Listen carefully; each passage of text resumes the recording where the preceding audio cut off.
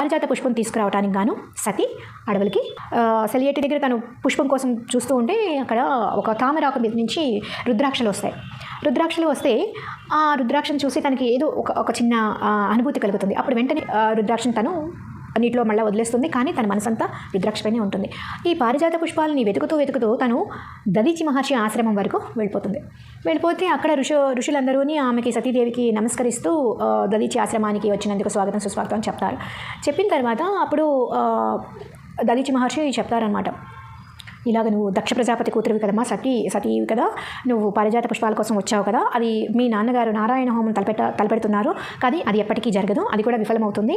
ఎందుకు అంటే ఆయన అసంపూర్ణమైన విగ్రహాన్ని తయారు చేయించారు, అందుకని వెళ్తుంది. ఎలాగ ప్రతిష్ఠించగలుగుతాము, ఎలాగ ఆవిష్కరించగలుగుతాము అని అంటే ఎదురుకుండా శివలింగం రూపంలో ఉన్నటువంటి ఒక కొండని చూపించి ఆ కొండని ఒకసారి తాకి మీ నాన్నగారు చేయించినటువంటి శ్రీ మహావిష్ణువు విగ్రహాన్ని ఒకసారి మనసులో తలుచుకోమ్మా, నీకే అర్థమవుతుందని చెప్తారు. అయితే ఈ సతీదేవి ఏం చేస్తుందంటే అంటే వాళ్ళ నాన్నగారు చేయించిన విగ్రహాన్ని గుర్తుకు తెచ్చుకుంటుంది, ఎందుకు ఏంటి అని. అప్పుడు తనకి శిల్పి ఏదైతే చెప్పారో అది కనిపిస్తుంది. అయితే శిల్పి ఏం చెప్తారు అంటే తను ఒక శివలింగాన్ని ఇచ్చి ఆ శ్రీ మహావిష్ణువు చేతి కింద ఒక పెట్టమని చెప్పి ఇస్తారు. అదే విషయం తనకి అక్కడ కనిపిస్తుంది. అప్పుడు వెంటనే కోటకు వచ్చేస్తుంది. కోటకు వచ్చిన తర్వాత మళ్ళీ అందరూ ఆ విగ్రహావిష్కరణకు అంతా ప్రయత్నిస్తూ ఉంటారు. ఇక్కడ హోమం జరుగుతూ ఉంటుంది. ఈలోపు సతీదేవి ఏం చేస్తుంది అంటే ఆ శిల్పి దగ్గరికి వెళ్ళి ఆ శివలింగాన్ని తీసుకొని చూడకుండా ఆ శ్రీ మహావిష్ణువు విగ్రహం చేతుల దగ్గర శివలింగాన్ని పెడుతుంది. పెట్టిన వెంటనే శ్రీ మహావిష్ణువు చేతి నుంచి ఒక పుష్పము జారి శివలింగంపై పడుతుంది. పడిన వెంటనే విగ్రహం కదులుతుంది.